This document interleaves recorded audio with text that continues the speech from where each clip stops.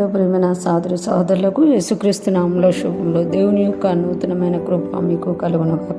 ఈరోజు దేవుడు మనకిచ్చిన మాట ఎస్తేరు గ్రంథము 3వ అధ్యాయము 3వ వచనము. రాజు గుమ్మముననున్న రాజసేవకులు, నీవు రాజాజ్ఞను ఎందుకు మీరుచున్నామని మొర్దుకైని అడిగిరి. ఈ మాటలు మనం ఎస్తేరు గ్రంథంలో చూస్తాం. ఎప్పుడైతే ఎస్తేరు రాణిగా అయ్యారో ఆ తర్వాత వెంటనే హామానును రాజు హెచ్చించినట్టుగా మనం చూడగలం. ఎస్తేరుని దేవుడు రాణిగా చేస్తే హామానును ఆ రాజు హెచ్చించినట్టుగా మనం చూడగలం అనమాట. ఎప్పుడైతే హామాను హెచ్చించబడ్డారో రాజాజ్ఞ ఇవ్వబడిందట. రాజాజ్ఞ ఏంటి అని అంటే అందరూ కూడా హామానుకి మోకాళ్ళ మీద వంగి నమస్కారం చేయాలన్నమాట. కానీ మొర్దుకై యూదుడై ఉన్నందున అలాగా చేయకుండా ఉండడం వల్ల, అంటే హామాన్ వచ్చినప్పుడు వంగకయ్యు నమస్కారం చేయకు ఉండడం వల్ల ఆ గుమ్మం దగ్గర ఉన్న సేవకులందరూ కూడా మొర్దుకైని అడుగుతున్నట్టుగా మనం ఇక్కడ చూడగలమంట. రాజు భూమునొద్దునున్న రాజసేవకులు, నీవు రాజాజ్ఞను ఎందుకు మీరుచున్నావని మొర్దుకైని అడిగిరి.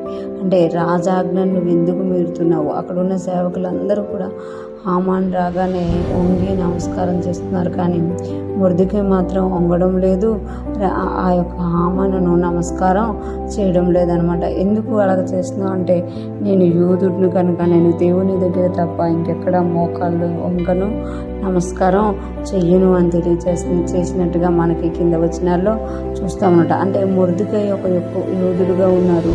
మొర్దుకై యూదుడుగా ఉండడమే కాకుండా దేవుణ్ణి ఎరిగిన వాడిగా, దేవునికి మాత్రమే నమస్కారం చేసేవాడిగా ఉన్నట్టు మనం ఇక్కడ చూడగలం అనమాట. అంతేకాకుండా మొర్దుకై వంగనందుకు, నమస్కారం చేయనందుకు మొర్దుకైనే కాకుండా మొర్దుకై యొక్క జనాంగాన్ని నాశనం చేయాలని శత్రువు పన్నాగం పడినట్టు కూడా మనం చూడగలమాట.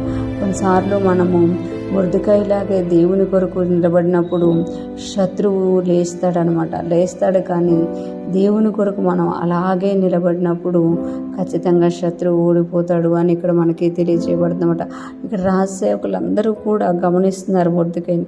ఆ గమనించడమే కాదు, అది నిజమా కాదని హామానుకు తెలియజేసినట్లు కూడా మనం కింద వచనాల్లో చూడగలుగుతామట. కొన్నిసార్లు మనం చేస్తున్నది నిజమా కాదా అని కూడా మన చుట్టూ ఉన్నవారు గమనిస్తూ ఉంటారన్నమాట. అందుకే మనం ఏదైతే వాక్యానుసారంగా నిలబడ్డామో అది స్థిరముగా నిలబడేవారుగా మనం ఉండాలి. ఎప్పుడైతే మనం స్థిరంగా నిలబడతామో ఎంత పెద్ద శత్రువు లేచినా కూడా ఆ శత్రువుని దేవుడు అణిచి, దేవుని వాక్యం కొరకు నువ్వు నిలబడినందుకు నిన్ను దేవుడు హెచ్చించేవాడుగా ఉంటారు. మనం చివరిలో చూస్తాం కదా, ఎస్తేరు గ్రంథంలో మొర్దుకై హెచ్చింపబడినట్లు, మొర్దుకై ద్వారా ఆ ప్రజలందరూ నెమ్మదిని సంతోషాన్ని అనుభవించినట్టు, యూదులే కాకుండా ఇతరులు కూడా మొర్దుకైని కనపరిచినట్లు మనం చూడగలమంట. ఈరోజు మనం వింటున్న ప్రతి ఒక్కరూ జ్ఞాపకం చేసుకోవాలి. వాక్యానుసారంగా జీవించడం కోసం నిలబడుతున్నావా? ఎంత కష్టం వచ్చినా అలాగే నిలబడి ఉండు. ఖచ్చితంగా మొర్దుకైలాగా నువ్వు హెచ్చించబడతావు. వాక్యానుసారంగా నిలబడి శ్రమ రాగానే మరలా కృంగిపోతున్నావా, కింద పడిపోతున్నావా?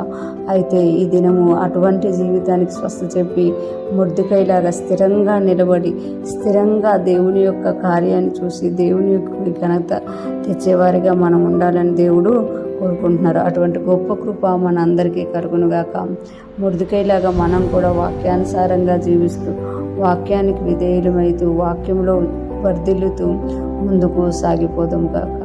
ఆమేన్.